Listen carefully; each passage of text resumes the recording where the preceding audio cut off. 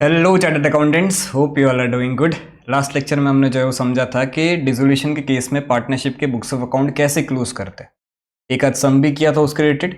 अब वही टॉपिक के रिलेटेड हमें और कुछ सम्स करने हैं। तो आ जाते क्वेश्चन नंबर 2 पे। क्वेश्चन नंबर 2 क्या बोल रहा है? P Q and R partners sharing profits and losses as to 2:2:1। तो पी एस आर आपको यहाँ पे दिया गया है। Their balance sheet as on 31 March 2022 is as follows. ठीक है, कैपिटल्स है, रिजर्व्स भी दिख रहा है, क्रेडिटर्स दिख रहा है, plant machinery furniture stock debtors cash. ठीक है, they decided to dissolve the business. The following are the amount realised. Plant and machinery fixture stock debtors, इन सब का कितना रियलाइजेशन हुआ उसकी अमाउंट्स दी गई है आपको। Creditors allowed a discount of 5%। Creditors ने हमें 5% डिस्काउंट दिया और बाकी का हमने उसको पेमेंट कर दिया। And realisation expenses amounted to ₹1500। Creditors ने 5% डिस्काउंट दिया, रियलाइजेशन एक्सपेंस हुआ 1500 का। There was an unrecorded asset of ₹6000 which was taken over by Q at ₹4800। अब देखो, पहली बात, अनरिकॉर्डेड असेट है तो बुक्स ऑफ अकाउंट में कुछ नहीं दिख रहा है अभी तक। ठीक है, अगर बुक्स ऑफ अकाउंट में दिख नहीं रहा है तो उसको जो क्लोज करने की एंट्री है रियलाइजेशन अकाउंट में वो तो होगी नहीं, क्योंकि वो तो हम कब करते, जब बुक्स ऑफ अकाउंट में कुछ दिख रहा है उसको क्लोज करना है तब ये एंट्री करते। और दूसरी बात, अब बुक्स ऑफ अकाउंट में तो दिख नहीं रहा है। क्यू जो है वो इसको कितने में लेके जा रहा है, टेकन ओवर वैल्यू कितनी है, 4800 है। तो एंट्री जो होगी वो टेकन ओवर वैल्यू से ही होगी। अगर इसको हमने बेचा होता 4800 में तो वो भी एंट्री जो है वो 4800 से ही होती। बुक्स ऑफ अकाउंट में तो कुछ भी नहीं दिख रहा है। अच्छा, अब एंट्री क्या होगी? भाई क्यू पार्टनर है हमारा, उसको हम पे कर रहे हैं, कैश पे नहीं कर रहे, असेट लेके जा रहा है वो। तो क्यू का कैपिटल उतना कम हो जाएगा, क्यू उस कैपिटल अकाउंट आप डेबिट कर दोगे। अच्छा, क्रेडिट क्या करोगे? असेट तो रिकॉर्ड की नहीं है, और असेट रिकॉर्ड की भी होती तो भी आपने उसको क्लोज कर दिया होता। तो अब असेट तो रिकॉर्ड नहीं कर सकते, तो क्रेडिट क्या करोगे? क्रेडिट जो है वो रियलाइजेशन अकाउंट क्रेडिट कर दोगे, क्योंकि मैंने क्या बोला था, एक बार आप सारे असेट्स एंड लाइबिलिटीज को क्लोज कर दो उसके बाद आपको सिर्फ 3 अकाउंट में खेलना है। कौन से? Realisation, partners capital and cash and bank. हाँ, लोन का जो अकाउंट है उसको तो अलग से पेमेंट करना ही है, वो बात अलग होगी। बाकी ये 3 अकाउंट में ही आपको खेलना है। पार्टनर्स की लोन की बात है भाई, कि अगर पार्टनर्स की लोन जो है वो दिख रही है तो उसको आप अलग से पे कर दोगे, वो पूरा अलग पॉइंट हो गया। बट एक बार आपने असेट्स एंड लायबिलिटीज क्लोज कर दी उसके बाद आपको 3 अकाउंट के अंदर खेलना है। ठीक है, तो सर इस चीज की एंट्री क्या होगी? इस चीज की एंट्री होगी, आप पार्टनर्स कैपिटल को डेबिट कर दोगे, मतलब क्यूज कैपिटल अकाउंट आपका डेबिट हो जाएगा, टू रियलाइजेशन अकाउंट हो जाएगा 4800 से। ठीक है, an amount of ₹4200 due for GST had come to the notice during the course of realization। तो ये 4200 के जीएसटी का भी कुछ भी जो है वो आपको यहाँ पे लाइबिलिटी नहीं दिख रहा है। तो ये भी ऐसा समझ लो अनरिकॉर्डेड लाइबिलिटी थी जिसको हमने पे कर दिया। अनरिकॉर्डेड लाइबिलिटी को पे कर दोगे तो एंट्री क्या हो जाएगी? कैश एंड बैंक गया, पैसा गया ना, पैसा गया तो कैश एंड बैंक को क्रेडिट कर दोगे। अच्छा, डेबिट क्या करोगे? लाइबिलिटी तो है नहीं, किसको डेबिट करना है? रियलाइजेशन अकाउंट को। ठीक है, फिर क्या बोला? You are required to prepare realisation account, partners capital account, cash account. Simple है एकदम ही, कर लेते जल्दी से सॉल्व।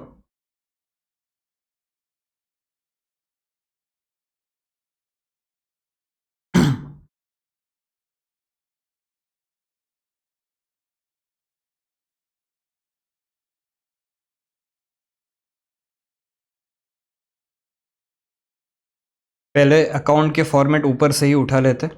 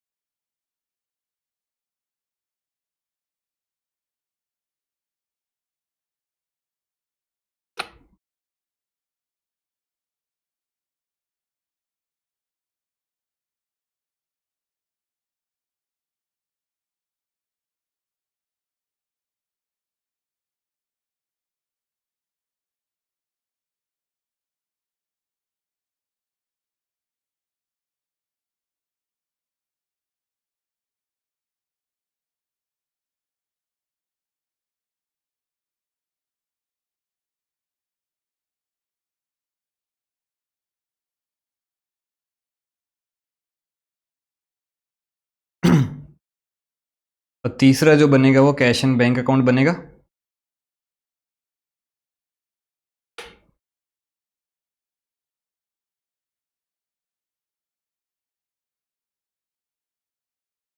ठीक है, इनके नाम चेंज कर देते हैं, पी क्यू एंड आर।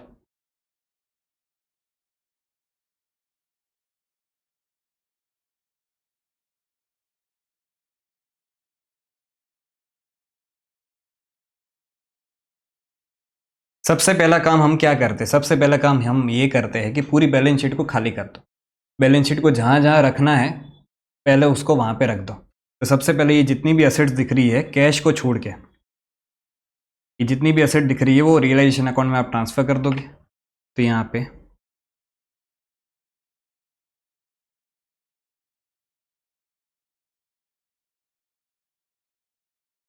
1,08,000, तो फिक्चर्स 24,000,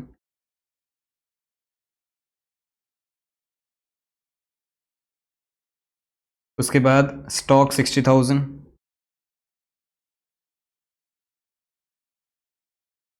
उसके बाद डेटर्स 48,000। ठीक है, सारी एसेट्स ट्रांसफ़र कर दी। अच्छा, कैश का क्या करना है, तो कैश का ओपनिंग बैलेंस लिख देंगे 60,000 यहाँ पे।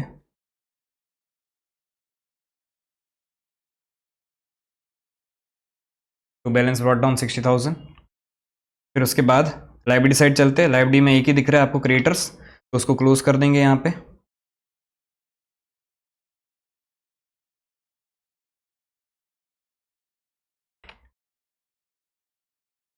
ठीक है, रिजर्व जो है, रिजर्व आपका डिस्ट्रीब्यूट हो जाएगा पार्टनर्स कैपिटल में यहाँ पे।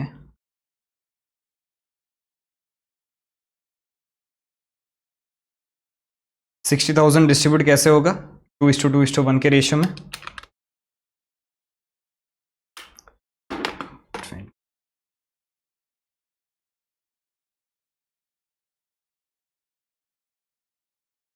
ठीक है, रिजर्व्स डिस्ट्रीब्यूट हो गए। उसके बाद क्या है, पार्टनर्स के कैपिटल है तो उसका ओपनिंग बैलेंस लिख दो, 1, 20, 48 एंड 24।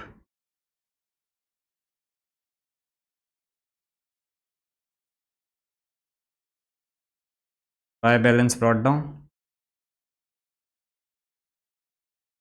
ठीक है, पूरी बैलेंस शीट हमने जहां जहां रखनी थी वहां वहां रख दी। अब देख लो कि भी रियलाइज कर रहे हो असेट को तो पैसा कितना मिल रहा है, तो इतना पैसा मिल रहा है, तो जितना पैसा मिल रहा है उतने से आपको सीधी एंट्री कर देनी है यहाँ पे। अच्छा, पैसा मिल रहा है तो कैश एंड बैंक अकाउंट को क्या करोगे, डेबिट करोगे। तो यहाँ पे क्या लिखोगे, बाय कैश या बैंक अकाउंट। वैसे इस केस में कैश अकाउंट ही है एक, तो ठीक है। और नीचे सिर्फ इन्फॉर्मेशन दे रहे हो। एंट्री तो आपने क्या की, cash and bank account debit किया, टू रियलाइजेशन अकाउंट किया, बस नीचे इन्फॉर्मेशन दे रहे हो कौन से असेट को रियलाइज करके कितना पैसा मिल रहा है। ठीक है, तो प्लांट एंड मशीनरी को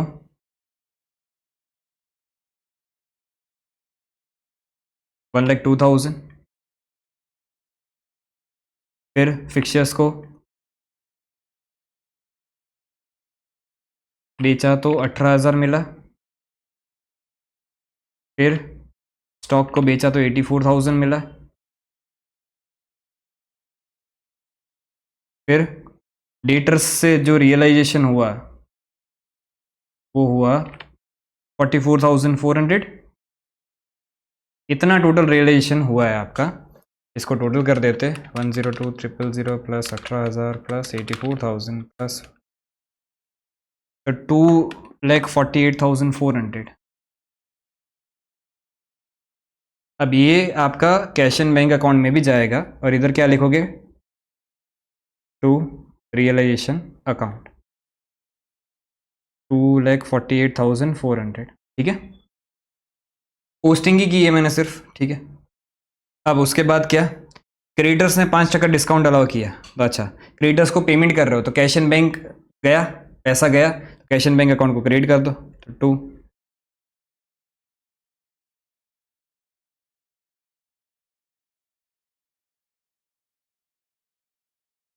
तो एक तो क्रेडिटर्स को पे किया,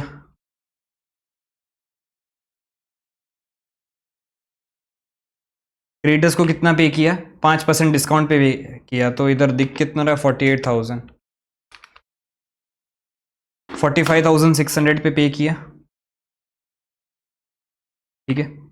उसके बाद अनरिकॉर्डेड असेट था 6,000 का, वो कौन लेके गया, क्यू लेके गया। एंट्री क्या बनेगी, Q's capital account debit to realisation account, तो यहाँ पे बाय क्यूज कैपिटल अकाउंट, और ये कौन सी अमाउंट से होगा, taken over value, taken over value कितनी है 4800, और ये क्यू की कैपिटल में डेबिट साइड भी पोस्टिंग अपने कर देंगे टू रियलाइजेशन अकाउंट,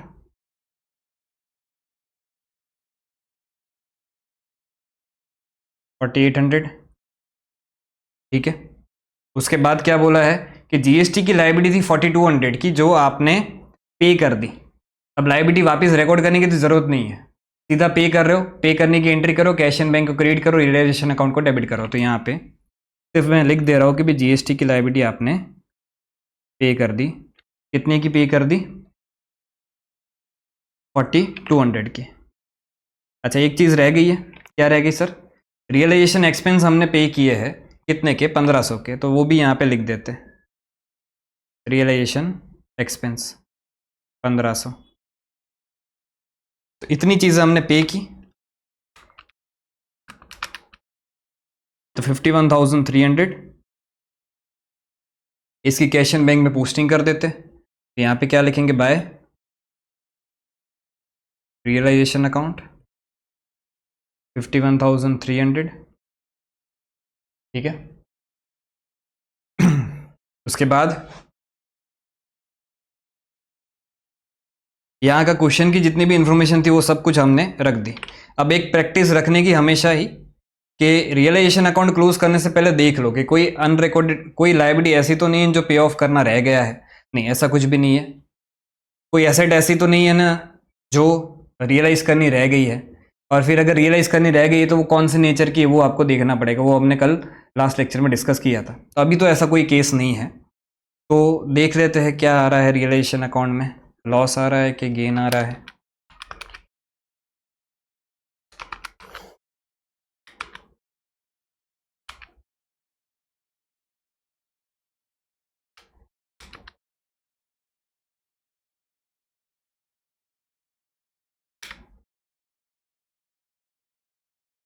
$9,900 का गेन आ रहा है,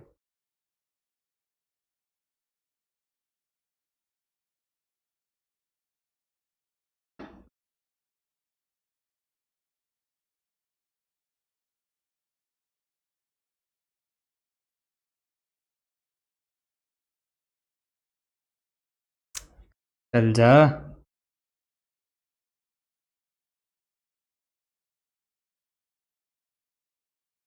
9,900 का गेन आया,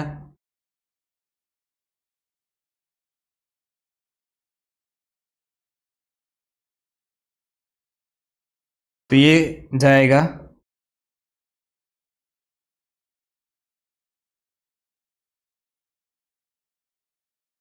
कहाँ पे जाएगा, पार्टनर्स के कैपिटल में जाएगा, P Q and are.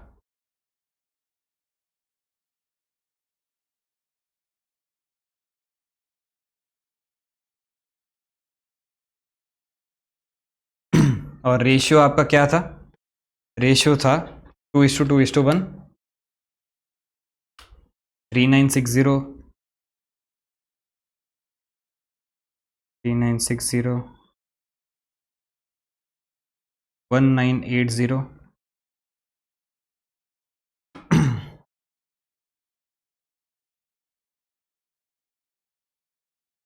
Total लिख देते एक बार,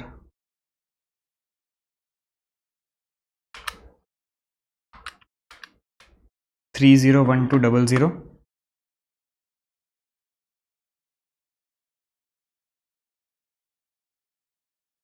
ठीक है। अब ये गेन आ गया, तो गेन आप पार्टनर्स के कैपिटल अकाउंट में रख दोगे, तो by realisation account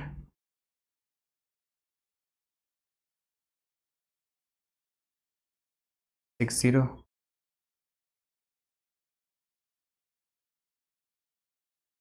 realisation gain loss रखने के बाद क्वेश्चन तो देखो पूरा कम मतलब पढ़ लिया हमने, उसमें और कोई इन्फॉर्मेशन एक्स्ट्रा नहीं है। तो इतना करने के बाद पार्टनर्स कैपिटल अकाउंट को क्लोज करो। अच्छा, ये पोस्टिंग हमने 51,300 यहाँ पे कर दी थी, ठीक है। अब पार्टनर्स कैपिटल अकाउंट को क्लोज करके जितना भी बैलेंसिंग फिगर आ रहा है वो उनको पे कर दो, बराबर। तो इसी साइड आ रहा होगा bank account,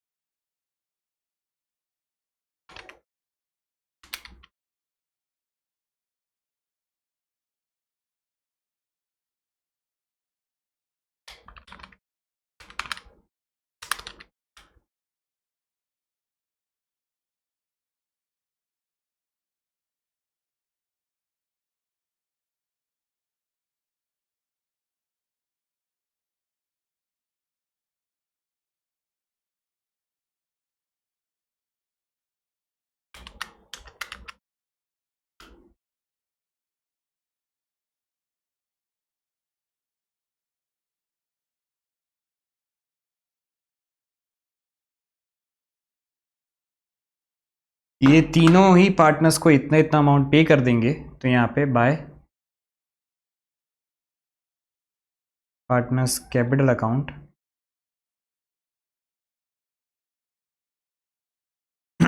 A B and C 147960, फिर 71160, फिर 37980,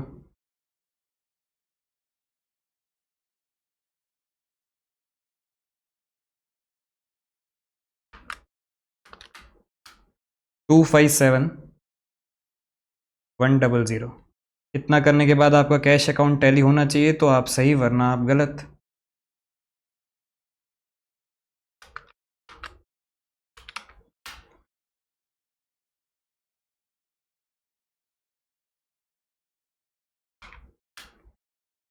टैली सिंपल सम था, ठीक है। तो ये वाला क्वेश्चन आपका यहाँ पे कंप्लीट होता है। अब चलते हैं नेक्स्ट क्वेश्चन पे।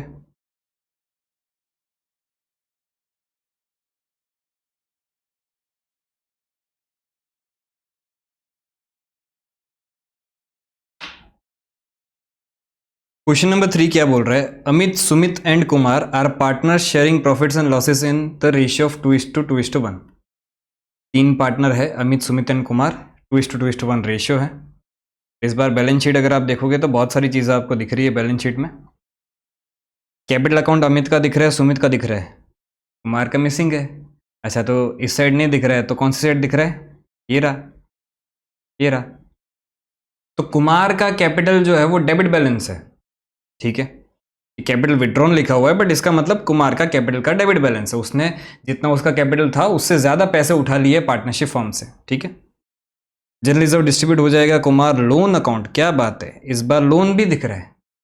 एक पॉइंट मैंने सिखाया था अगर आपको याद हो तो, कि अगर कोई भी पार्टनर का लोन दिख रहा है और वही पार्टनर का कैपिटल का डेबिट बैलेंस दिख रहा है, तो उस केस में पहले इस लोन को इस कैपिटल के डेबिट बैलेंस के सामने सेट ऑफ कर दो। उसके बाद अगर कुछ कैश पे करने का आ रहा है तो सीधा कैश पे कर दो। अच्छा, अगर इसका कुमार का कैपिटल का क्रेडिट बैलेंस ही होता तो मैं इस लोन को सीधा सीधा कैश से जो है वो क्या करता, पे कर देता, ठीक है। बट अभी तो इसका डेबिट बैलेंस है, तो पहली एक एंट्री मेरी ये हो जाएगी कि इसकी लायबिलिटी जो है वो आप खत्म कर दोगे। तो लायबिलिटी को क्रेडिट करोगे, कुमार लोन को सॉरी खत्म करने के लिए डेबिट करोगे। तो कुमार लोन को जो है वो आप डेबिट कर दोगे और इसका कैपिटल का जो डेबिट बैलेंस है उतना वो आप क्रेडिट करोगे। एंट्री बनेगी Kumar loan account debit to Kumar capital account, ठीक है। तो ये आमने सामने सेट ऑफ हो जाएगा। लोन फ्रॉम डी, कोई थर्ड पार्टी है उससे लोन है, ट्रेड क्रेडिटर्स है, बिल्स पेबल, आउटस्टैंडिंग सैलरी, सब कुछ है। Land and building, plant and machinery, furniture, investment, book debts, मतलब डेटर्स। और इस बार प्रोविजन भी दिख रहा है। तो रियलाइजेशन अकाउंट में जो ट्रांसफर करोगे आप वो 60,000 डेबिट साइड ट्रांसफर करोगे अलग से और 6,000 क्रेडिट साइड ट्रांसफर करोगे प्रोविजन का अलग से, ठीक है। स्टॉक दिख रहा है, बैंक दिख रहा है, और ये तो हमने देख ही लिया। अब एडजस्टमेंट्स बहुत सारे यहाँ पे आपको बोले गए हैं। रियलाइजेशन एक्सपेंस जो है वो आपको 18,000 का दिया गया है और उसमें बोला गया है कि out of which ₹3,000 was borne by Amit, मतलब टोटल एक्सपेंस 18,000 का है, तो 15,000 जो है वो बैंक से पे किया और 3,000 जो है वो अमित ने पे कर दिया, तो हमें किसको पे करना पड़ेगा? अमित को पे करना पड़ेगा। तो एंट्री क्या बनेगी? Realisation account debit to cash या bank account 15,000 to Amit capital account 3,000, ठीक है। A creditor agreed to take over furniture at a book value of ₹12,000 at ₹10,800। अब ये कौन सा पॉइंट है सर? याद करो, मैंने कल ही सिखाया था कि अगर कोई लायबिलिटी आपकी सेट ऑफ हो रही है अगेंस्ट असेट, तो उस केस में हमें कोई भी एंट्री करने की जरूरत ही नहीं है। तो यहां पे क्रेडिटर्स आपके जो है वो कम हो जाएंगे, कितने से? 10,800 से। तो ये 10,800 की हमें कोई एंट्री करने की जरूरत नहीं है।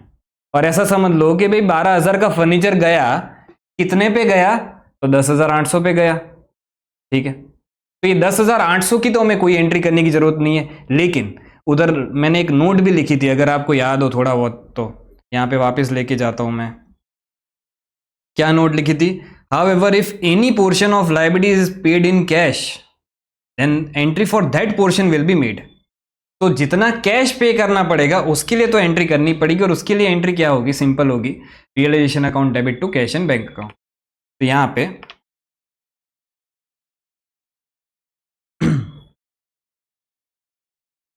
क्या बोला गया है कि भी a creditor agreed to take over furniture of book value ₹12,000 at ₹10,800। The rest of the creditors were paid off at a discount of 6.25%। अब ये जो कैश पे कर रहे हो ना बाकी के क्रेडिटर्स को, 6.25% डिस्काउंट माइनस करके उसका हमें जो है वो एंट्री करना पड़ेगा realisation account debit to cash account, समझे? बाकी सम जब प्रैक्टिकली करेंगे तो ज़्यादा पता चलेगा, अभी सिर्फ रीड आउट कर रहे। The other assets were realised as follows. Furniture, जो रिमेनिंग फर्नीचर है वो taken over by Kumar at 90% of the book value. इसकी वर्किंग नोट में बनाऊंगा तब समझाऊंगा अच्छे से। Stock realised 120% of the book value, जितना स्टॉक था उसका 120% पैसा मिला। बुक डेट्स मतलब डेटर्स, उसमें से 12,000 तो बैड डेट्स हो गए, मतलब क्या? 12,000 ऑफ डेट प्रूव्ड बैड। अभी जो 12,000 जो नहीं मिल रहे उसका कुछ नहीं करेंगे, ठीक है, क्योंकि हमने डेटर्स तो ऑलरेडी क्लोज कर दिया है। डेटर्स ऑलरेडी क्लोज हो गया है रियलाइजेशन अकाउंट में, ऐसा समझ लो। अभी सिर्फ अभी नॉर्मली समझाओ तो यहां पे देखो, इधर आप डेटर्स को क्लोज करने वाले थे। अच्छा, डेटर्स को कितना क्लोज करने वाले थे? कहाँ गया? बुक डेट 60,000 है, ये 60,000 यहाँ पे क्लोज करने वाले थे। अच्छा, पैसा कितना मिला? तो 12,000 नहीं मिला, तो कितना मिल गया? 48,000 यहाँ पे आप लिखोगे, बराबर। अब अलग से आपको ये 12,000 का नुकसान बुक करने की जरूरत नहीं है, क्योंकि हमने पहले भी ये चीज़ समझ ली थी कि सारी एसेट्स आप यहाँ पे डाल दो, उसके सामने कितना पैसा मिला है वो भी डाल दो, फिर एक ही झटके में एक ही साथ आप यहाँ पे बैलेंसिंग फिगर निकाल लो, क्या? रियलाइजेशन गेन या लॉस। तो इस केस में मुझे क्लियरली दिख रहा है कि भी 60,000 के सामने 48,000 आ रहा है। अगर तो सिर्फ इतना ही होता ना मेरे बुक्स ऑफ अकाउंट में, तो यहाँ पे मेरा रियलाइजेशन लॉस आ जाता कितने का? 12,000 का, और यही मेरा जो है वो पार्टनर्स कैपिटल में डिस्ट्रीब्यूट हो जाता। तो इसी तरह से कोई भी पर्टिकुलर इंडिविजुअल आइटम का आपको गेन लॉस बुक करने की जरूरत ही नहीं है, क्योंकि वो एक ही साथ एक ही झटके में सब एक ही बैलेंसिंग फिगर में आ जाएगा, जो एंड में आप रियलाइजेशन अकाउंट में निकालोगे, और वही पार्टनर्स कैपिटल में चला जाएगा, ठीक है। Okay, land and building realise ₹1,65,000। Okay, investment taken over by Amit at 15% discount, partner लेके जा रहा है इन्वेस्टमेंट को, ठीक है। Half of his loan, for half of his loan D accepted plant and machinery and ₹7,500 cash, the remaining amount was paid at a discount of 10%। इसको भी मैं वर्किंग नोट के साथ बाद में समझाऊंगा, अभी के लिए सिर्फ रीड आउट कर लो। Bills payable were due on average basis of 1 month after 31 March 2022। तो बिल्स पेबल जो भी थे, वो पेबल जो थे वो 1 महीने के बाद पेबल था, जो टर्म बाकी था पे करने का, तो वो 1 महीने बाद आपको जो बिल्स पेबल 12,000 के पे करने थे, but they were paid immediately on 31 मार्च। आपने इमीडिएटली पे कर दिया और आपको डिस्काउंट मिला, 6%, पर यहाँ पे एक चीज लिखी हुई है, क्या है, पर एनम है। तो ऐसा मत करना कि भाई 12,000 इंटू सीधा 6% कर दिया, ना ना ना ना। आपका बिल का टर्म कितना था, बिल का टर्म था 1 महीना। अर्ली पेमेंट आपने कितना किया, 1 महीने पहले किए, तो आपको जो डिस्काउंट मिलेगा वो 6% तो पर एनम है। आपको कितना मिलेगा, इंटू 6% इंटू 1/12। ठीक है, okay. Prepare realisation account, bank account, partners capital account in the books of partnership firm. मैं फॉर्मेट ऑलरेडी बना के आया हूं ताकि आपका टाइम बचे। तो सीधा सम स्टार्ट करते। पहला काम हमारा यह होता है कि हम पूरी बैलेंस शीट खाली कर दें। बैलेंस शीट को जहां जहां रखना है वो सब कुछ वहां वहां रख दो। तो फटाफट चलो रख देते। पहले कहाँ से स्टार्ट करेंगे, तो सबसे पहले असेट साइड से स्टार्ट करते हैं। Land and building 1,35,000।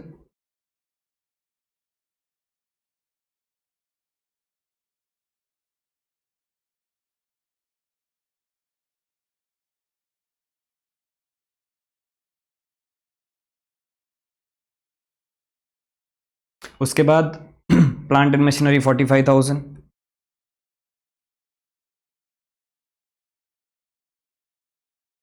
उसके बाद फर्नीचर 25,500।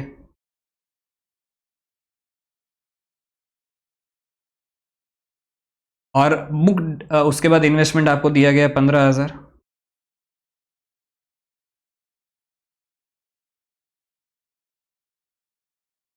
उसके बाद बुक डेट्स आपको 60,000 के दिख रहे हैं। हमने क्या सीखा था, ग्रॉस वैल्यू पे ट्रांसफर करोगे। तो यहाँ पे बुक डेट्स आप ट्रांसफर कर दो 60,000 से, और प्रोविजन को अलग से जो है वो क्रेडिट से ट्रांसफर करोगे। तो यहाँ पे लिख दो कि क्या, by provision for doubtful debts, कितना, 6,000। ठीक है। स्टॉक 36,000।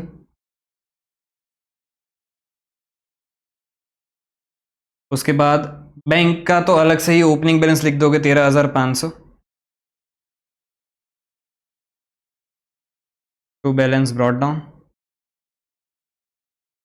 और इसका डेबिट बैलेंस है 32,400 का, तो उसको यहाँ पे 32,400 टू बैलेंस ब्रॉट डाउन लिख देंगे कुमार के कॉलम में।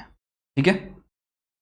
ठीक है, अब लाइबिलिटी साइड चलते हैं। तो लाइबिलिटी देखो, यहाँ तक की जो लाइबिलिटी है ना, यहाँ तक की लाइबिलिटी, उसको ट्रांसफर करेंगे रियलाइजेशन अकाउंट में। लोन को ट्रांसफर नहीं करते, पार्टनर के लोन को। ये वाला लोन तो ट्रांसफर हो गई, ये तो थर्ड पार्टी का लोन है। पार्टनर का लोन जो रियलाइजेशन अकाउंट में आप ट्रांसफर नहीं करते। तो यहाँ पे बाय लोन फ्रॉम डी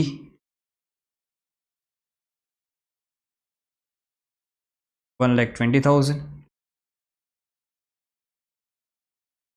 उसके बाद ट्रेड क्रेडिटर्स 30,000।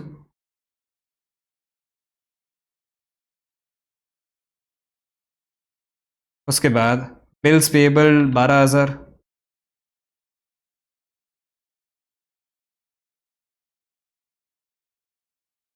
और एंड में क्या है, आउटस्टैंडिंग सैलरी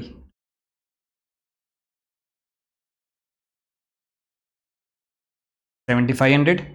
ठीक है, इतनी चीज़ें ट्रांसफ़र कर दी। अच्छा, लोन 15,000 का है। लोन को हमने क्या समझा था कि भाई पार्टनर का डेबिट बैलेंस दिख रहा है, तो सीधा सीधा पहले डेबिट बैलेंस के सामने सेट ऑफ करो। उसके बाद अगर कुछ पेबल आ रहा है तो वो पे कर दो।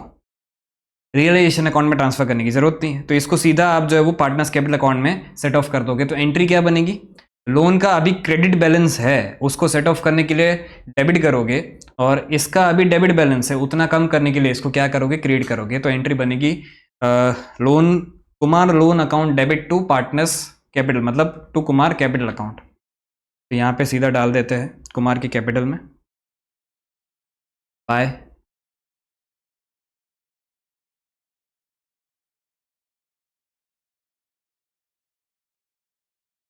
15,000।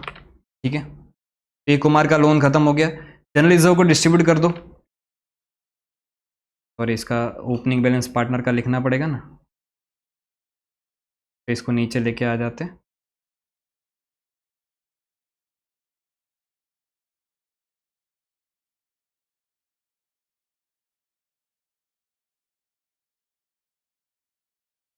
जनरल रिजर्व को डिस्ट्रीब्यूट कर दो।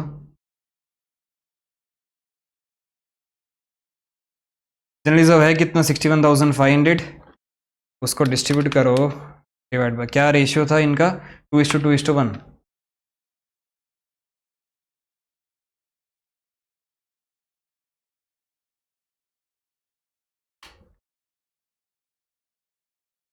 ठीक है, जनरल रिजर्व डाल दिया, फिर उसके बाद क्या है, इन दोनों का ओपनिंग बैलेंस लिख देते हैं 55,200, तो बाय बैलेंस ब्रॉट डाउन 55,200। पूरी बैलेंस शीट हमने एक बार के लिए रख दी है। अब आगे बढ़ते हैं, एडजस्टमेंट्स क्या क्या बोल रहे हैं। सबसे पहले realisation expenses amounted to ₹18,000 out of which ₹3,000 was borne by Amit. तो इसकी एंट्री क्या होगी समझना, यहाँ पे टू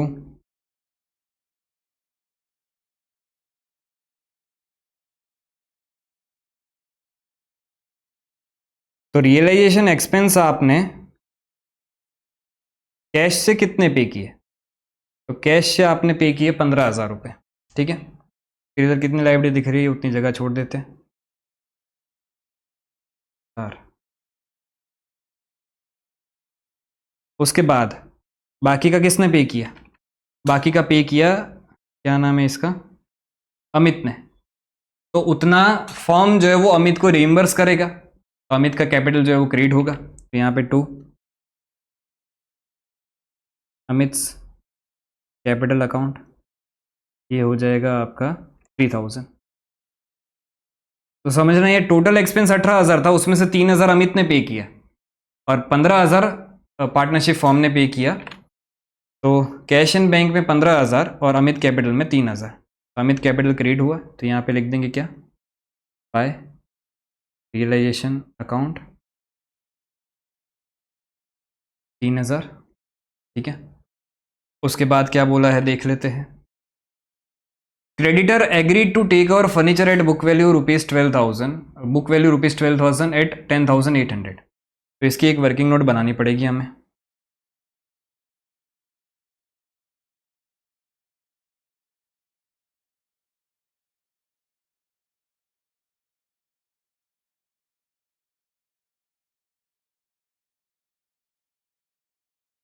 बैलेंस कितना था क्रेडिटर में, बैलेंस जो है वो क्रेडिटर में था 30,000 का। ठीक है, उसमें वो असेट लेके जो जा रहा है, असेट कितने की लेके जा रहा है, वैसे फर्नीचर हमारी बुक वैल्यू 12,000 थी, उतने का लेके जा रहा है, लेकिन कितना मान के लेके जा रहा है, टेकन ओवर वैल्यू कितनी है 10,800।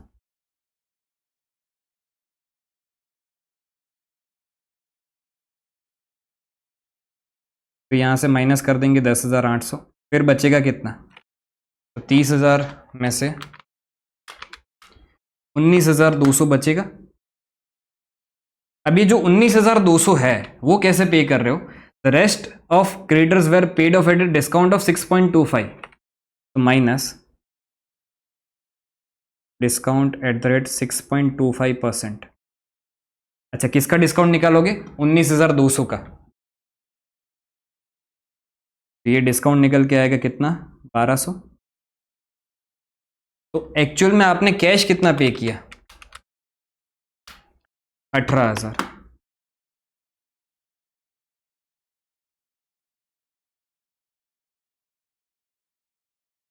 तो अब ध्यान से सुनना, हमने क्या समझा था कि अगर कोई लायबिलिटी आपकी असेट्स के सामने सेट ऑफ हो रही है, उस केस में आपको कोई भी एंट्री करने की ज़रूरत नहीं है। उसका पूरा डिटेल लॉजिक मैंने पहले भी समझा दिया है, अब ज़्यादा चर्चा उस पर नहीं करेंगे। बट ये 10,800 जो आपने असेट दे के पे किया, उसकी कोई एंट्री नहीं होगी, क्योंकि अगर असेट जाता है तो रियलाइजेशन अकाउंट को क्रिएट करते हो, अगर लायबिलिटी खत्म होती है तो रियलाइजेशन अकाउंट को डेबिट करते हो।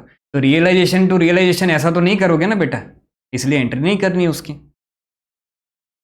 लेकिन ये जो 18,000 पे किया, इसकी एंट्री करनी पड़ेगी, और इसके लिए आप जो है वो कैश एंड बैंक को क्या करोगे, क्रेडिट करोगे और रियलाइजेशन अकाउंट को डेबिट करोगे, और यहां पे लिख दोगे क्या,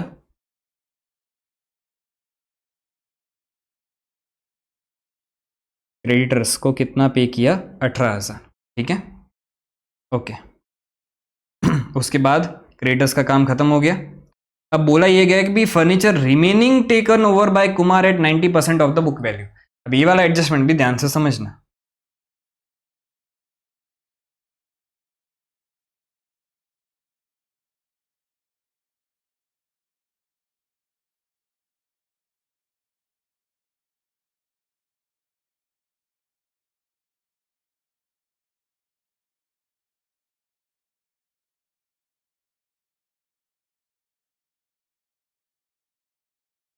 टोटल बुक वैल्यू फर्नीचर की थी कितनी? तो फर्नीचर की टोटल बुक वैल्यू जो आपने यहाँ बैलेंस शीट में दी गई है 25,500 थी। अब ध्यान से समझना, 25,500 बुक वैल्यू थी। कितनी बुक वैल्यू का फर्नीचर गया? कितनी बुक वैल्यू का गया? तो फर्नीचर जो है वो गया आपका 12,000 की बुक वैल्यू का गया। तो पहले तो उसको निकाल दो।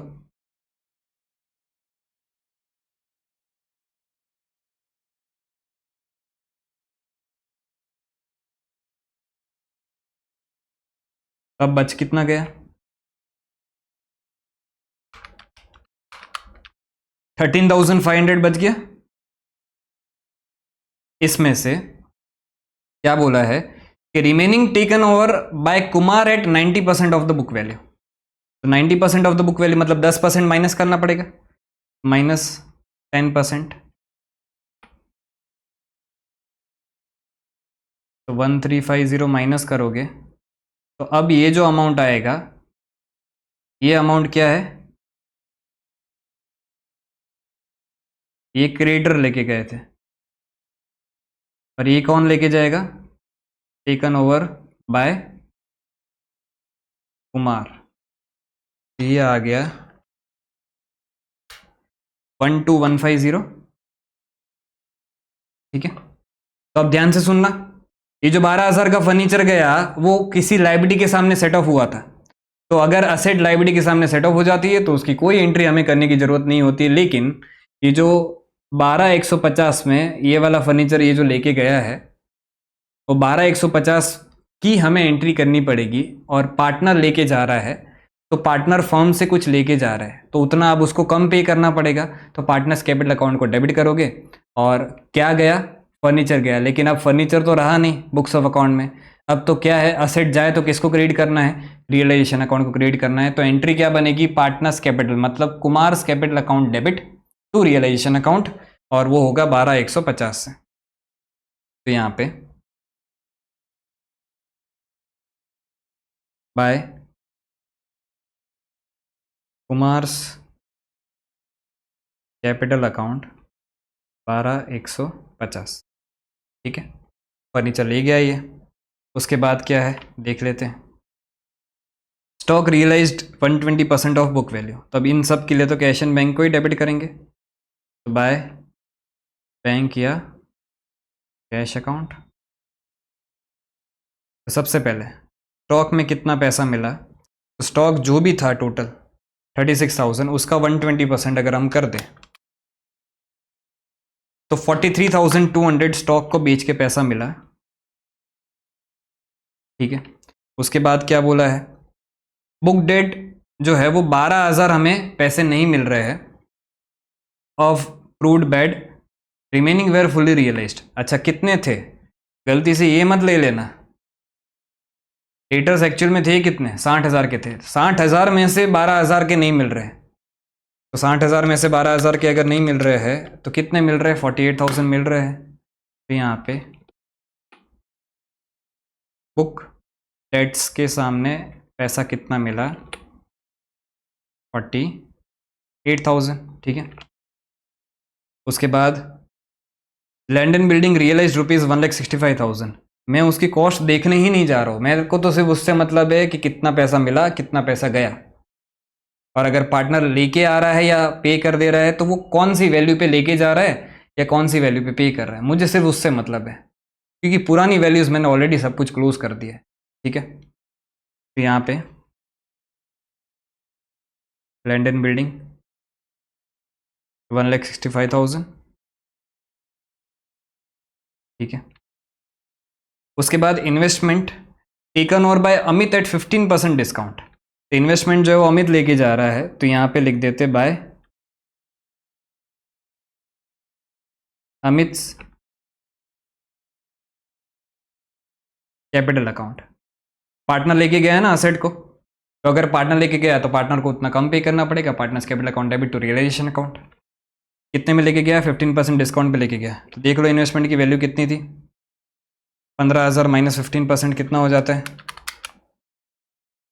12,750। यहाँ पे 12,750 लिख देंगे, ठीक है। उसके बाद क्या बोला है? For half of his loan D accepted plant and machinery and ₹7,500 cash. देखो हाफ मतलब 50%, 50% लोन के लिए वो प्लांट एंड मशीनरी पूरी पूरी लेके जा रहा है।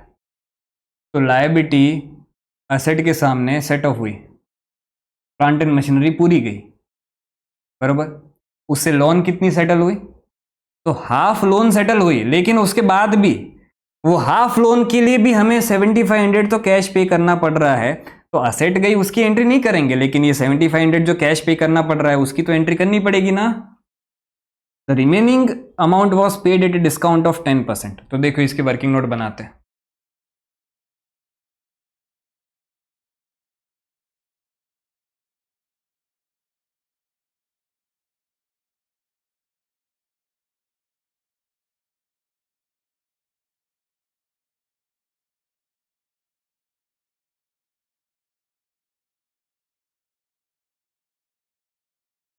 तो टोटल लोन जो है वो 1,20,000 का था, उसमें से 50%, ये 120 का ही था ना,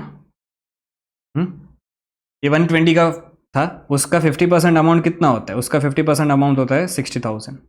अब ये 60,000 के अगेंस्ट आपने क्या क्या पे किया? तो एक तो प्लांट एंड मशीनरी पूरा गया, मुझे अमाउंट देखने की जरूरत ही नहीं है, क्योंकि असेट जितना गया उसके सामने कुछ कैश नहीं मिल रहा है। असेट गया, लायबिलिटी सेट ऑफ हो रही है, उसकी कोई भी एंट्री नहीं होगी। लेकिन ये 60,000 के सामने आपने कुछ कैश तो पे किया, कैश पेड कितना? 7,500, ठीक है। और बाकी का 50% जो अमाउंट था, इस 50% के अमाउंट के सामने मतलब ये भी बना कितना? 60,000 ही बना। इसके लिए क्या बोला गया है देखो, the remaining amount was paid at discount of 10%। तो माइनस करो डिस्काउंट एट द रेट 10%। तो भाई इसका 10% डिस्काउंट अगर आप निकालो तो ये 6,000 होता है। तो मतलब इसको कैश पे कितना किया? तो 54,000 आपने जो है वो कैश पे किया। अब सिंपल एक चीज़ समझना, लायबिलिटी के सामने जो असेट सेटअप हो रही है उसकी तो कोई एंट्री करने की ज़रूरत नहीं है, लेकिन मैंने जो टोटल कैश पे किया, ऐसा नहीं बनाना था, ऐसा और ऐसा बनाना है, नहीं बना पा रहा है।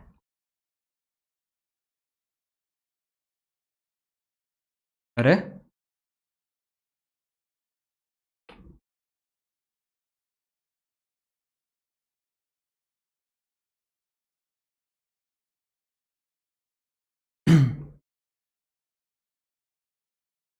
टोटल कैश पेड कितना?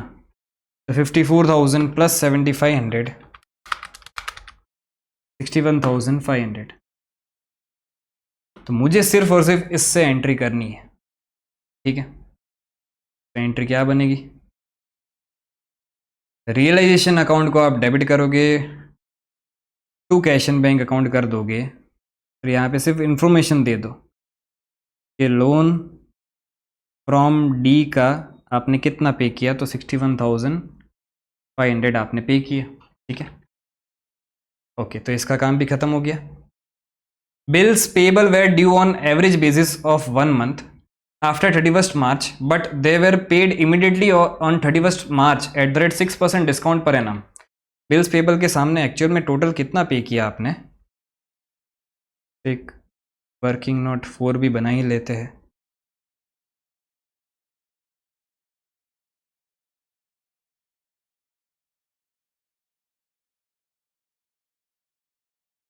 तो उनका बैलेंस जो था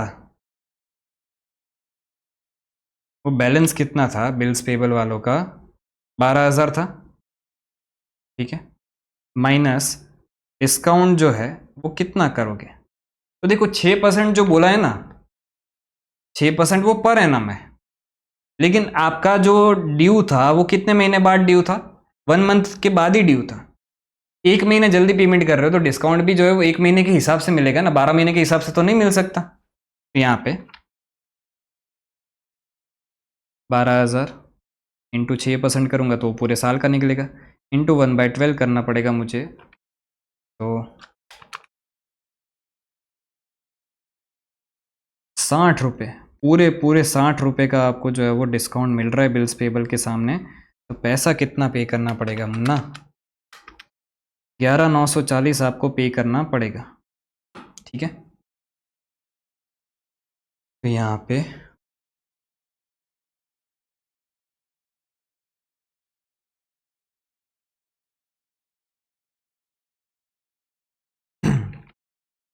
बस इतनी ही चीज़ें बोली गई थी, तो सारा क्वेश्चन हमने जो जो एडजस्टमेंट बोला गया था वो सब कुछ कर लिया। अब क्या करना है, अब बेटा ये चेक करना है रियलाइजेशन अकाउंट को क्लोज करने से पहले कि क्या कोई लायबिलिटी ऐसी रह तो नहीं गई है ना कि जिसको पे करना ही रह गया है।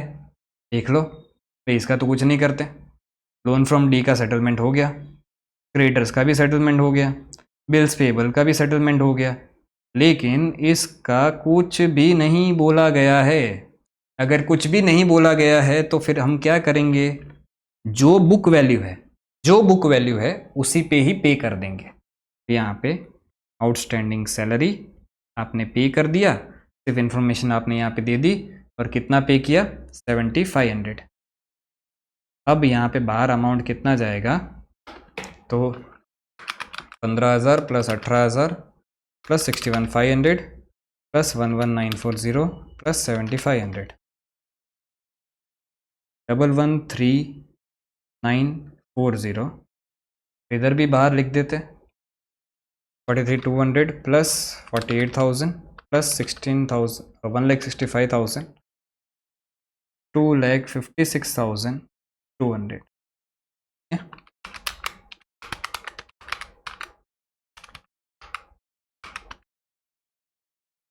अच्छा, इन दोनों की पोस्टिंग हमें कैश अकाउंट में करनी पड़ेगी, तो यहाँ पे टू रियलाइजेशन अकाउंट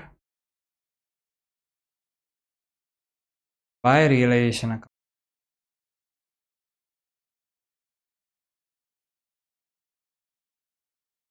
11,3940,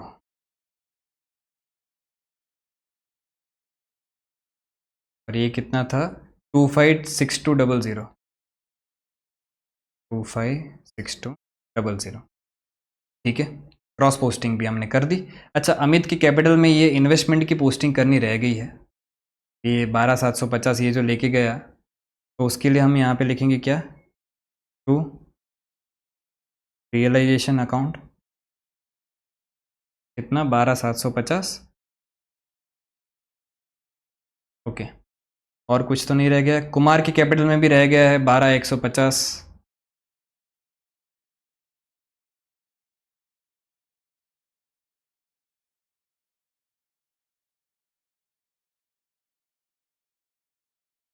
यहाँ पे लिख देते हैं, नहीं चलो अलग ही लिखते हैं। ये क्या ले गया, ये इन्वेस्टमेंट ले गया, और कुमार क्या ले गया था,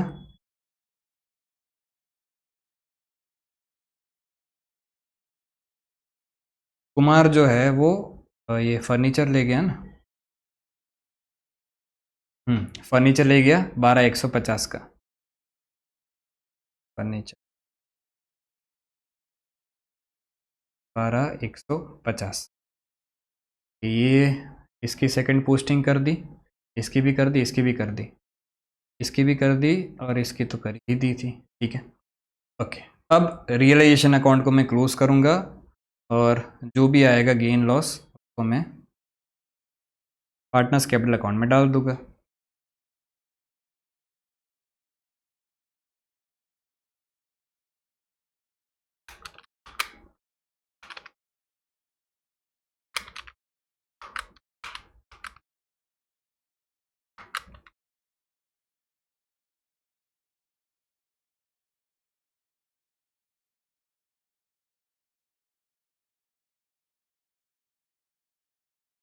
सर आपने एक चीज़ तो देखा ही नहीं कि एसेट कोई अनसोल्ड नहीं रह गए, तो देख लेते चलो। इसका पैसा आ गया, प्लांट एंड मशीनरी। अच्छा प्लांट एंड मशीनरी तो वो लेके गया था ना, कौन? लोन फ्रॉम डी जो है वो लेके गया था प्लांट एंड मशीनरी, तो वो भी खत्म हो गया। फर्नीचर का भी सेटलमेंट हो गया, क्रिएटर्स, और ये कुमार लेके चला गया। इन्वेस्टमेंट अमित लेके चला गया। बुक डेट्स का पैसा मिल गया, ये रहा। स्टॉक वो भी रियलाइज हो गया, तो सब कुछ हो गया, ठीक है।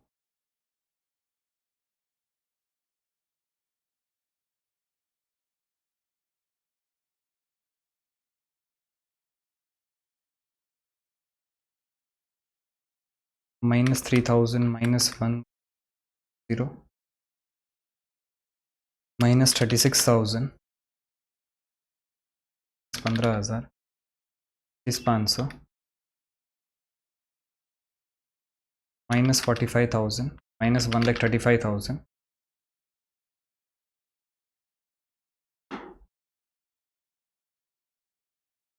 क्या हुआ? वापस एक बार कैलकुलेट करना पड़ेगा।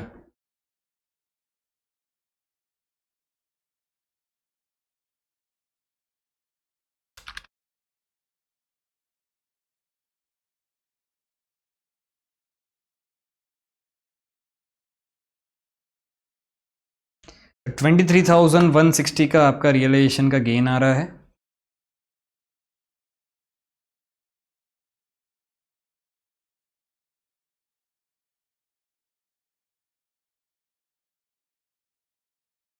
अमित, सुमित एंड कुमार, तीनों में ये बढ़ जाएगा।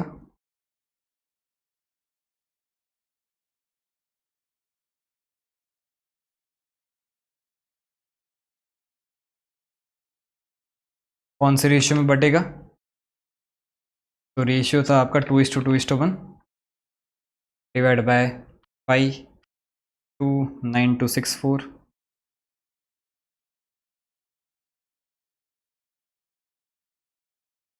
4632।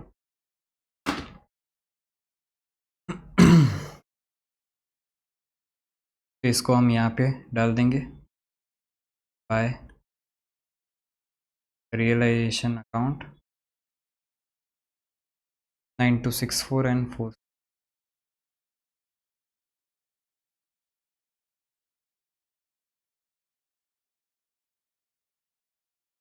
ठीक है। रियलाइजेशन अकाउंट क्लोज करने के बाद हमारा काम सिर्फ ये होता है कि हम पार्टनर्स का जो भी बैलेंस है, अगर बैलेंस जो है वो इस साइड आ रहा है तो उससे पैसा मंगवाओगे, ठीक है। अगर इस साइड आ रहा है तो उसको पैसा पे कर दोगे। तो मुझे कुमार का देख के ऐसा लग रहा है कि उसका बैलेंस इस साइड आएगा। तो यहाँ पे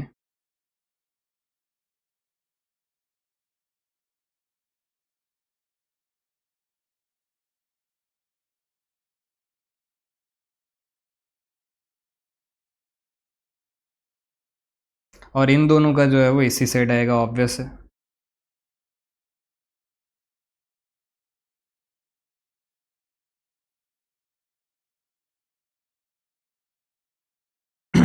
तो इनको पैसा पे कर देंगे,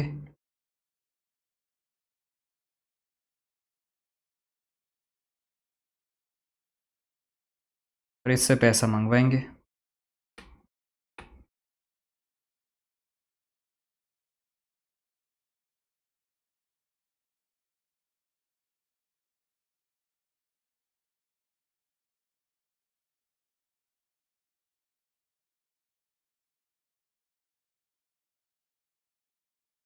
अरे डिलीट हो जाता,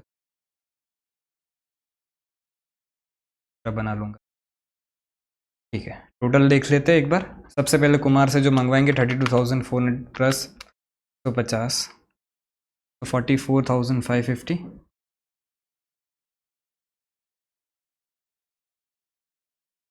माइनस 4632 माइनस 12,300 माइनस 15,000 12,618 ये कुमार से मंगवाएंगे। इनको पे करेंगे 55,200 प्लस 3,264 920।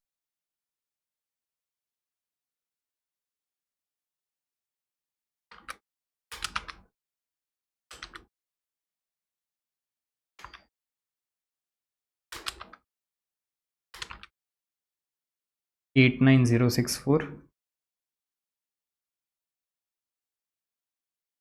इसको तो पूरा पूरा 89064 पे कर देंगे और इसका थोड़ा माइनस करना पड़ेगा। 92064 माइनस 12750, 79314 इसको पे करेंगे। ठीक है, तो यहाँ पे जिसको पे करेंगे उसका कैपिटल अकाउंट यहाँ पे लिखेंगे। तो क्या नाम है? Amit and Sumit by Amit's capital account by Amit's capital account. और यहाँ पे क्या आएगा? टू कुमार्स कैपिटल अकाउंट, क्योंकि वो पैसा लेके आएगा। तो पैसा लेके आएगा तो कैश इन बैंक अकाउंट को डेबिट करेंगे और कैपिटल अकाउंट को क्रेडिट कर देंगे। 12618 ये पैसा लेके आएगा और 79314 8906। ठीक है,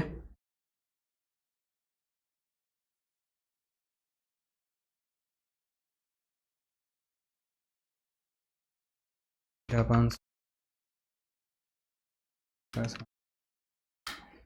तो 282318 माइनस 89064 माइनस 79314 13940 पहली।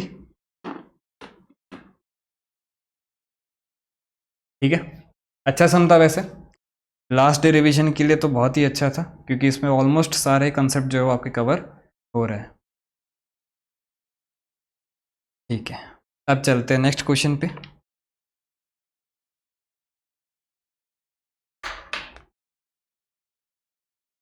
क्वेश्चन नंबर 4 क्या बोल रहा है? P Q and R were partners sharing profits and losses in the ratio of 3:2:1. They decided to dissolve the business as on 31st March 2024, where the balance sheet was as follows. Capitals दिए गए हैं, general reserve है, distribute हो जाएगा, provident fund liability है, trade creditors liability, land and building machinery furniture stock debtors cash and bank. ठीक है, the following is the information given to you. There was an unrecorded investment which was sold for ₹30,000। Unrecorded थी, बेच दिया, पैसा मिल गया, अच्छी बात है। एंट्री क्या होगी? Cash account debit to realisation account. ठीक है, one of the creditors agreed to take over some items of furniture of book value ₹25,000 at ₹24,000। ठीक है, तो टेकन ओवर वैल्यू 24,000 है, लेकिन फर्नीचर की बुक वैल्यू कितनी जा रही है? 25,000 जा रही है। The rest of the creditors were paid at a discount of 5%। ये आगे जो हमने किया था वैसे ही एडजस्टमेंट है, तो इसको सम के टाइम सॉल्व कर लेंगे। Out of the trade debtors ₹9,000 proved dead bad, remaining well fully realise. ये भी लास्ट टाइम जैसा ही एडजस्टमेंट है। Other assets realise were as under, land and building को बेच के इतना पैसा आया, मशीनरी को बेच के इतना पैसा आया, फर्नीचर को क्या बोला गया है? Remaining taken over by P, मतलब पार्टनर लेके जा रहा है 75,000 में, एग्जैक्ट लास्ट सम जैसा ही एडजस्टमेंट है। स्टॉक 60,000 पैसा मिला। Expense of dissolution amounted to ₹18,700। There was an outstanding bill for repairs which had to be paid ₹3500। Unrecorded liability है जिसको पे करना है 3500। एंट्री बन जाएगी क्या? Realisation account debit to cash and bank account. ठीक है, 3500। तीन चीज़ें बनानी, realisation account, cash and bank account, partners capital account. तो बना लेते हैं, मैं फॉर्मेट बना के आया हूँ ताकि आपका टाइम बचे। ठीक है, सबसे पहला काम हमारा क्या होता है? पूरी बैलेंस शीट को खाली करके उसकी जगह पे रख दो। तो ये सारी एसेट्स इतनी जो है वो अपने रियलाइजेशन अकाउंट में ट्रांसफ़र कर देंगे। तो to land and building account 4,85,000।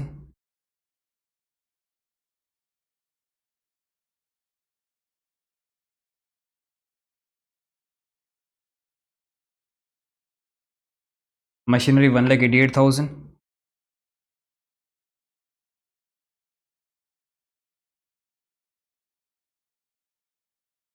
Furniture 1,05,000।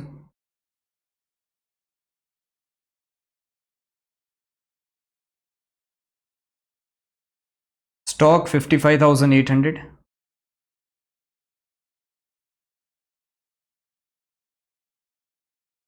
Debtors 1,56,000।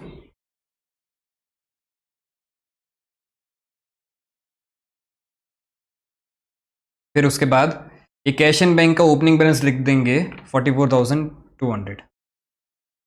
तो टू बैलेंस ब्रॉट डाउन 44,000। 200, ठीक है।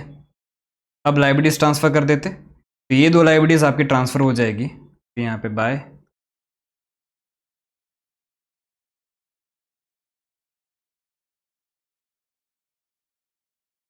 कितना है 60,000, ट्रेड क्रेडिटर्स 1,24,000,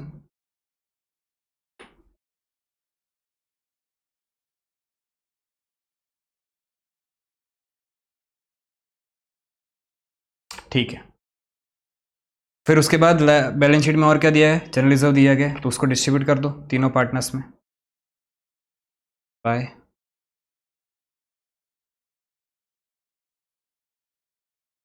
क्या रेशियो है 150 3:2:1 के रेशियो में डिस्ट्रीब्यूट होगा,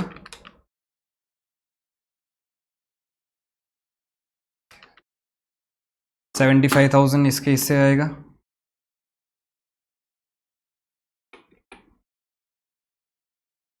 फिर के हिसाब से 50,000 और इधर आ जाएगा 25,000, ठीक है। जनरल रिजर्व डिस्ट्रीब्यूट कर दिया, अब कैपिटल का ओपनिंग बैलेंस लिख दो यहाँ पे, बाय बैलेंस ब्रॉट डाउन 3,55,000, उसके बाद 2,20,000, उसके बाद 1,25,000, ठीक है, ओके। अब बैलेंस शीट खत्म कर दी हमने, अनरिकॉर्डेड इन्वेस्टमेंट को बेचा है, 30,000 रुपये मिले हैं, तो यहाँ पे रियलाइजेशन अकाउंट में आ जाइए, यहाँ पे सीधा आप लिख दोगे क्या, बाय कैश या बैंक अकाउंट, पैसा मिला है, बस नीचे इन्फॉर्मेशन दे रहे हो कि भाई क्या किस चीज़ का पैसा मिला है, तो इन्वेस्टमेंट को बेच के पैसा मिला है, और वो कितना मिला है 30,000 रुपये मिला है, ठीक है। क्रेडिटर्स की एक वर्किंग नोट छोटी सी बनानी पड़ेगी, यहाँ पे बना लेते, नीचे ही जगह है हमारे पास, वर्किंग नोट 1 क्रेडिटर्स, तो उनका बैलेंस जो है वो कितना दिया गया है, तो क्रेडिटर्स का बैलेंस आपको दिया गया है 1,24,000, उसमें से कितने की एसेट लेकर जा रहे हैं, तो फर्नीचर ऑफ बुक वैल्यू 25,000, लेकिन उनकी टेकन ओवर वैल्यू कितनी है 24,000, तो फर्नीचर टेकन ओवर 24,000, फिर कितना बच गया, जितना भी बच गया उसको 5% डिस्काउंट पे कर रहे हो, तो भी 1,00,000 बच गया, minus discount at the rate 5%,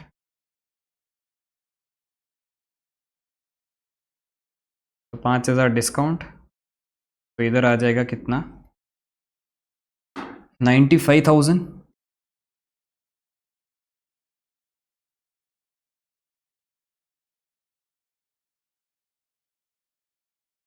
तो इधर ट्रू कैश या बैंक अकाउंट, क्रेडिटर्स को आपने जो कैश पे किया है वो पे कितना किया है 95,000, ठीक है, ओके। अब उसके बाद क्या है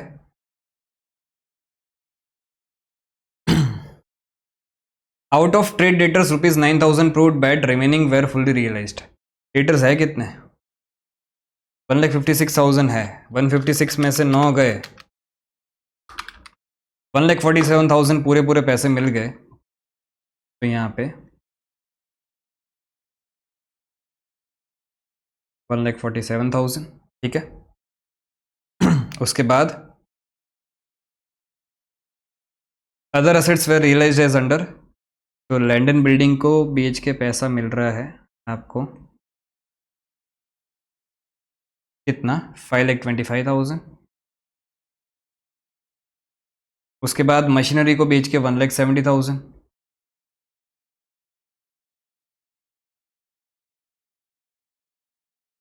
अच्छा furniture remaining taken over by P, तो इसकी भी एक वर्किंग नोट बना लेते हैं यहाँ पे बाजू में ही,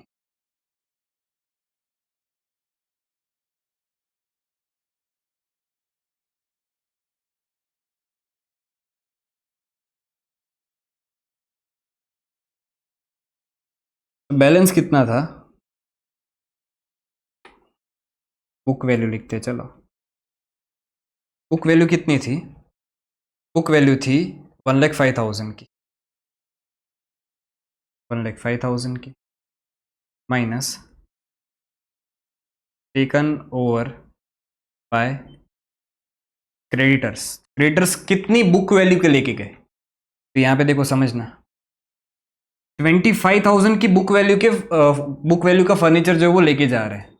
वो भले 24,000 मान के लेके गए, पर हमारी कितनी बुक वैल्यू कम हुई, तो 25,000 का बुक वैल्यू का वो लेके गए, तो इसमें से 25,000 स्ट्रेट फॉरवर्ड माइनस कर दो, तो इधर क्या बचेगा 80,000। ठीक है, the rest of the creditors, अच्छा इधर इधर आ जाओ, remaining taken over by P at ₹75,000। वैसे देखने जाए तो ये वर्किंग नोट बनाने की ज़रूरत ही नहीं है। क्यों ज़रूरत नहीं है, भाई कितने में लेके जा रहा है वो सीधी वैल्यू दी है, तो हमें तो क्या करना है, इससे कुछ मतलब ही नहीं है। वो कितना लेके गया, 75,000 के हिसाब से लेके गया, तो जितना मान के गया वो टेकन ओवर वैल्यू पे ही अपने जो है वो क्या करते, सीधा एंट्री कर देते। यहाँ पे तो हमें जो है वो टेकन ओवर वैल्यू दी नहीं गई थी, इसलिए हमने फाइंड आउट की। इधर इधर तो दी है ना 75,000 ही, तो हम वर्किंग नोट गलत ही बना रहे थे, मतलब गलत इन द सेंस ज़रूरत नहीं थी और बना रहे थे। कौन लेके जा रहा है, पी, तो यहाँ पे क्या लिखेंगे, बाय पीज कैपिटल अकाउंट 75,000। ठीक है, पी की कैपिटल में यहाँ पे पोस्टिंग कर देते हैं, तो रियलाइजेशन अकाउंट 75,000। ठीक है, उसके बाद स्टॉक 60,000, स्टॉक को बेच के पैसा मिल रहा है 60,000। Okay, expense of dissolution amounted ₹18,700, तो इसको हम बोलते हैं क्या, रियलाइजेशन एक्सपेंस, और ये कितना है 75,000। और क्या लिख रहा हूँ मैं, सठिया गए हो सर, 18,700 है।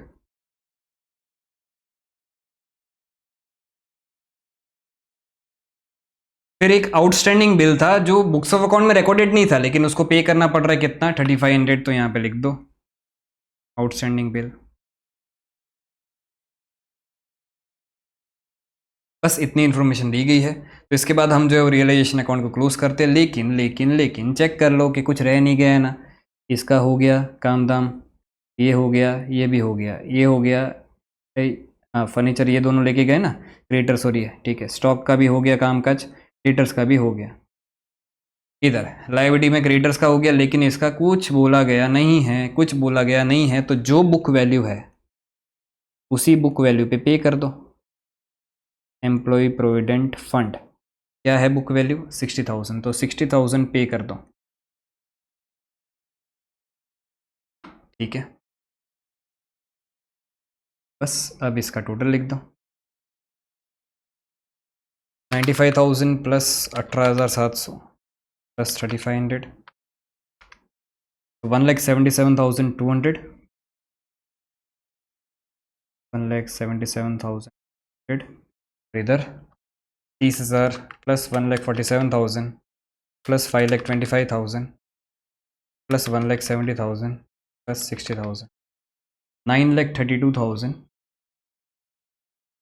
इसकी दूसरी पोस्टिंग कैश अकाउंट में भी कर दो, 9,32,000 एंड 1,77,200।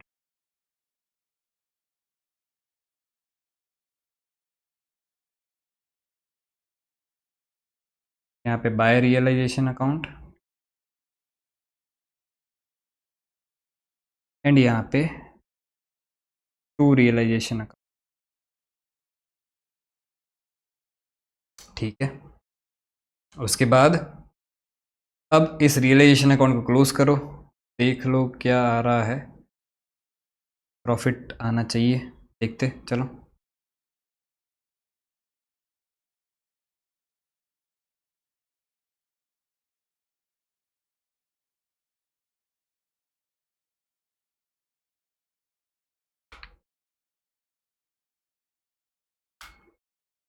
11,91,000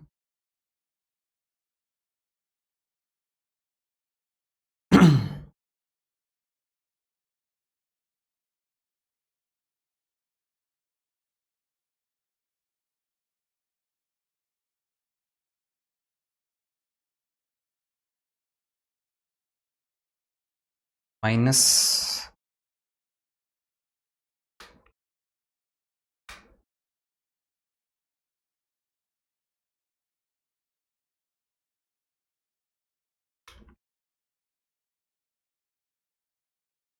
24,000 का जो है वो प्रॉफिट आ रहा है आपका।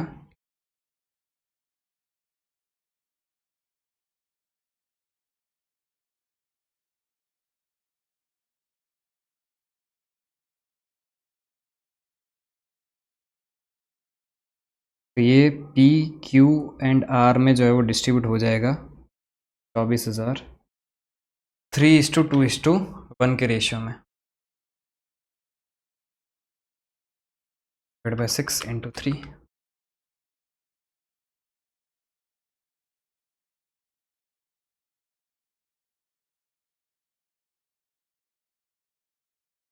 बारह 8 है बाय रियलाइजेशन अकाउंट 12,000 8,000 एंड 4,000। ये करने के बाद पार्टनर्स को जो भी कैश पे करने का आ रहा है कैश पे कर दो यहाँ पे।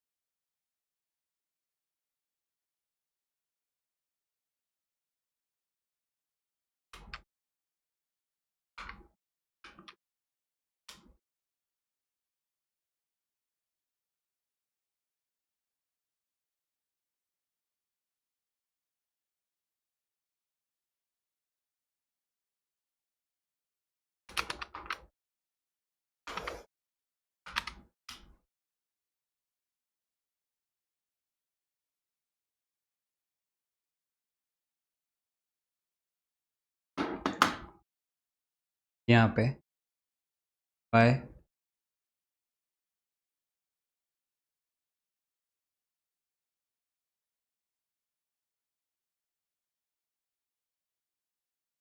आर कितना पे करना है तो 367 178,000 यहाँ पे 1,54,000।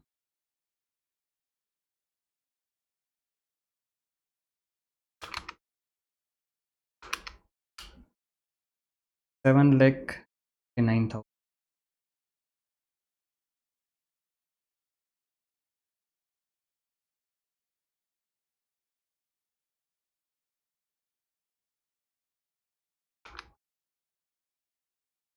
तो 9,76,200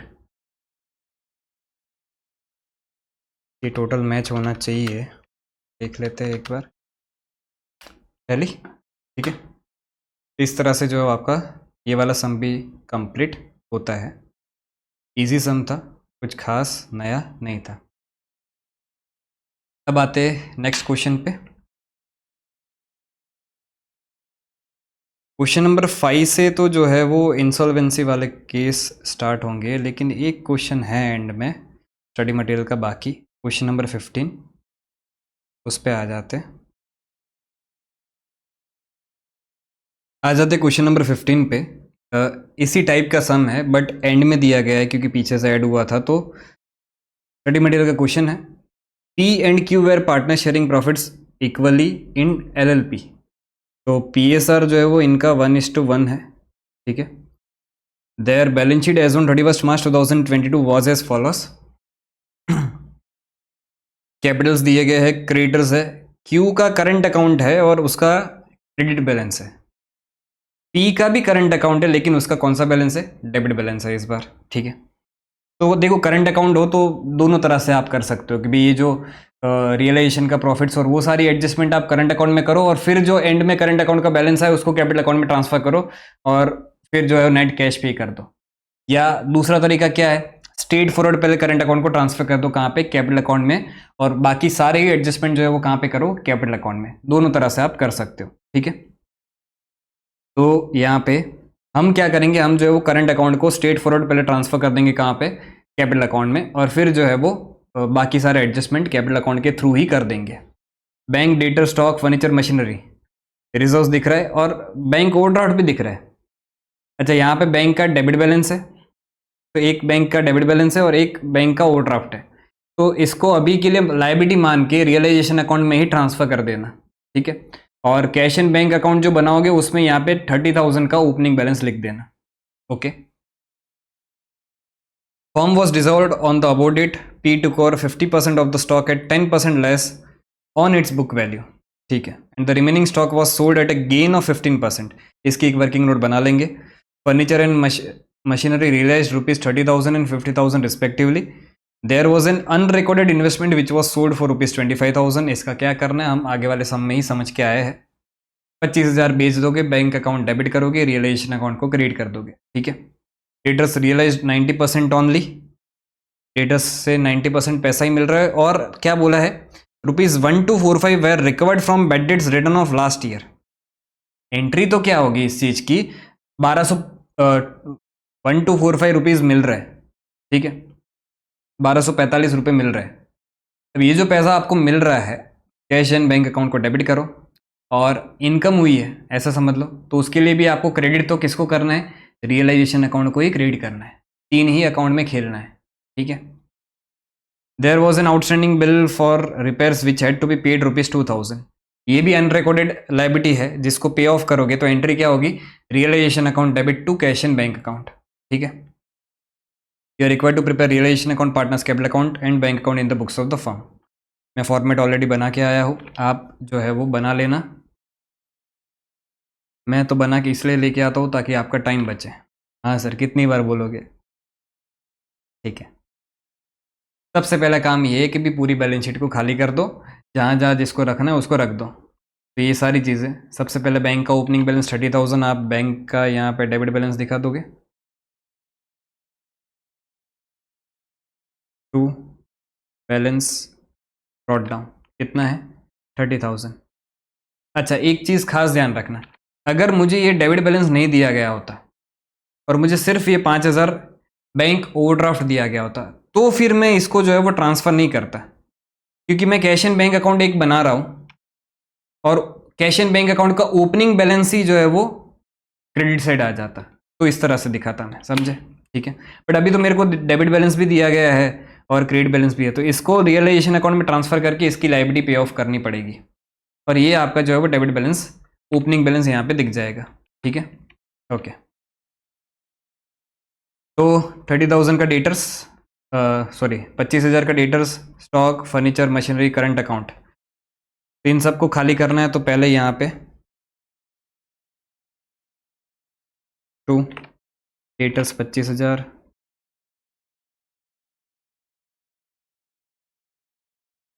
to stock 35,000, to furniture 40,000,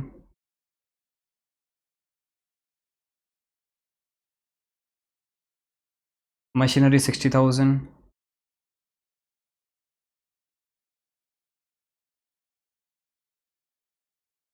and current account को जो है वो कैपिटल अकाउंट में स्ट्रेट फॉरवर्ड ट्रांसफर कर सकते हो आप। तो डेबिट बैलेंस से ट्रांसफर करने के लिए क्रेडिट करना पड़ेगा। तो यहाँ पे टू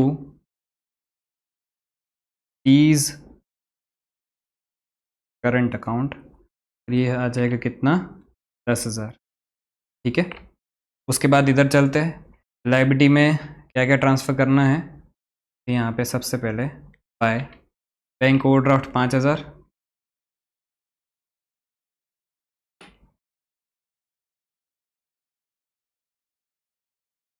रिजर्व्स डिस्ट्रीब्यूट कर दो बाय जनरल रिजर्व अकाउंट।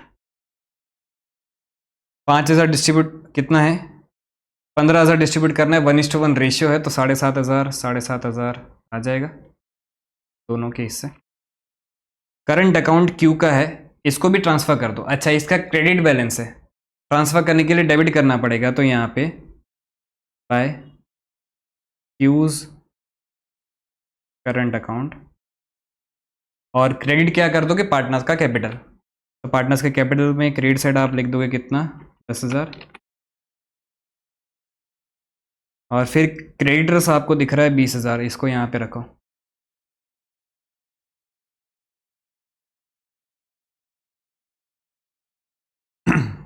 ठीक है,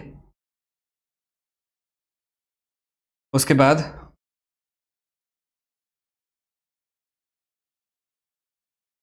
क्रेडिटर्स ट्रांसफ़र कर दिया 20,000। उसके बाद अब कैपिटल का ओपनिंग बैलेंस लिख दो 1,50,000,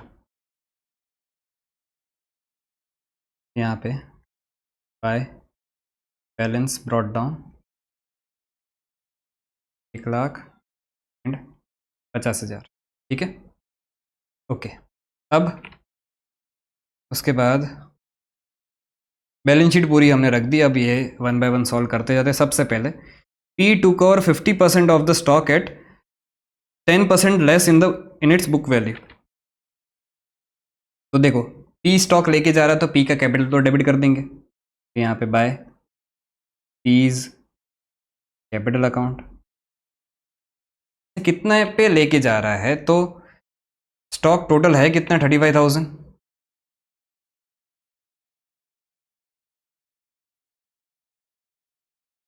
35,000 का पहले तो निकालो कितना, 50%, 50% निकाला। फिर उसमें से भी क्या करो, at 10% less on its book value, -10% करो, तो आपको कितना मिलता है, 35,000 इंटू 50% -10%, 15,750। तो यहाँ पे टू रियलाइजेशन अकाउंट 15,750। ठीक है, ओके। और बाकी के लिए क्या बोला है, and the remaining stock was sold at a gain of 50%, 15%। तो उसके लिए यहाँ पे बाय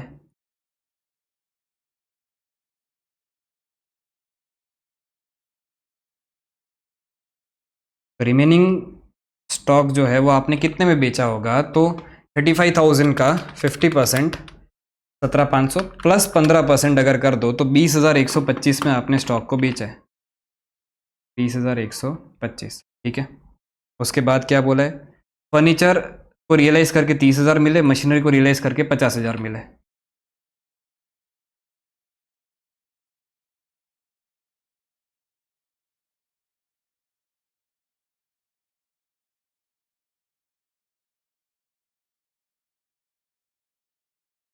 ठीक है, there was an unrecorded investment which was sold for ₹25,000। Unrecorded investment को बेचा, अनरिकॉर्डेड था उससे मतलब नहीं है, पैसा कितना मिला, पैसा हमें मिला 25,000, तो यहाँ पे सीधा 25,000 लिख दोगे। उसके बाद क्या बोला, डेटर्स रियलाइज 90% ऑनली, पे डेटर्स 90% कितना होता है, 25,000 का 22,500 होता है 90%। और उसके बाद ₹1245 were recovered for bad debts written off last year. Bad debt recovery का पैसा कितना मिला, 1245।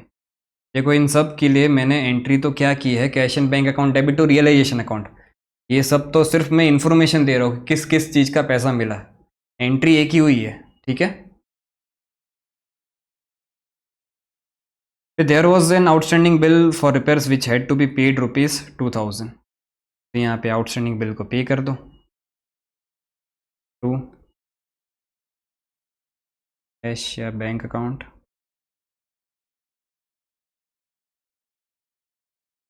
आउटस्टैंडिंग बिल पे कर दिया कितना, 2000। ठीक है, बस इतनी इन्फॉर्मेशन है। अच्छा, तो बाकी के लिए इन्फॉर्मेशन ही नहीं है। तो क्रेडिटर्स जो है यहाँ पे और जो बैंक ओडी है, उन दोनों को हमने बुक वैल्यू पे कर दिया होगा। कर दो बुक वैल्यू पे 20,000, बैंक ओडी 5,000। इसका टोटल कर देते हैं।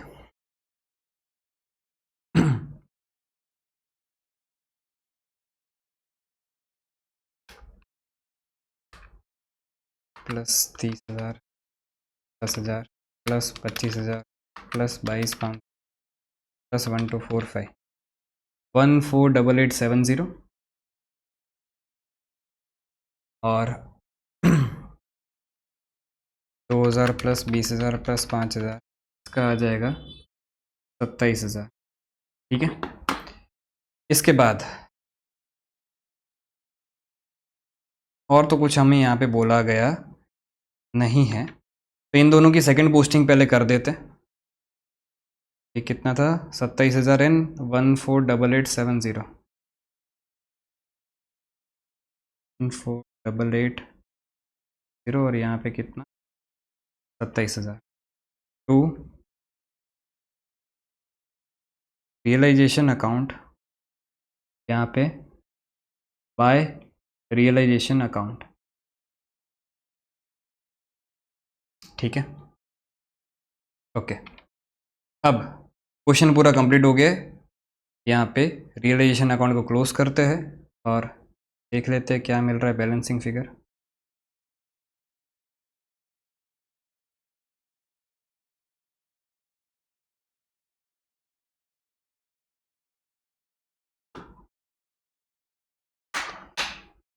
$5,000 प्लस 20,000 प्लस 15,750 प्लस 148870, तो 189,620 890 minus 27,000 minus 60,000 minus 40,000 minus 35,000 minus 25,000, तो 2620 का ही सिर्फ रियलाइजेशन गेन आया। ठीक है, अब ये कहाँ पे जाएगा,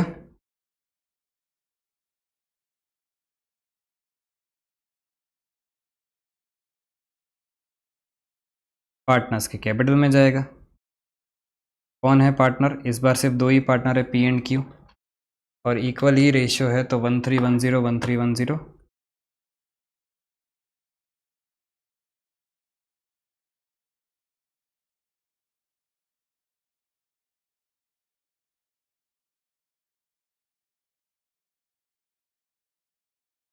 बाय रियलाइजेशन। ठीक है, अब इनको जो पे करना है वो पे कर देंगे, दोनों को ही पेमेंट ही आ रहा है, तो यहाँ पे to bank account balancing figure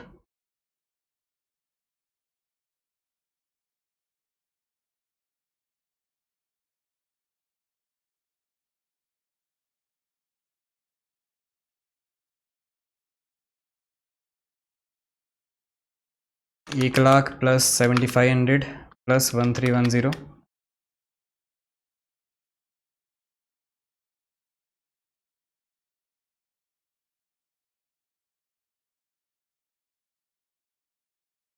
$83,060,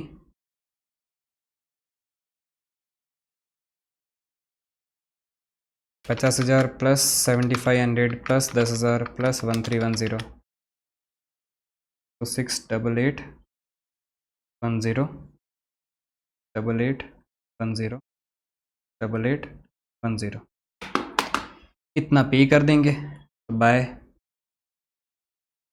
P's capital account by Q's capital account 8300 68810.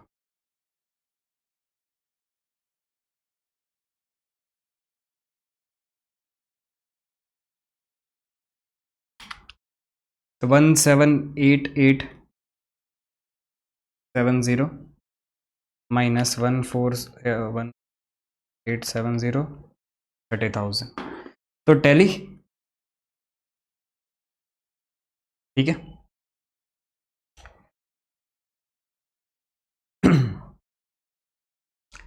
तो इसी के साथ ये वाला सम भी जो है वो आपका कंप्लीट होता है.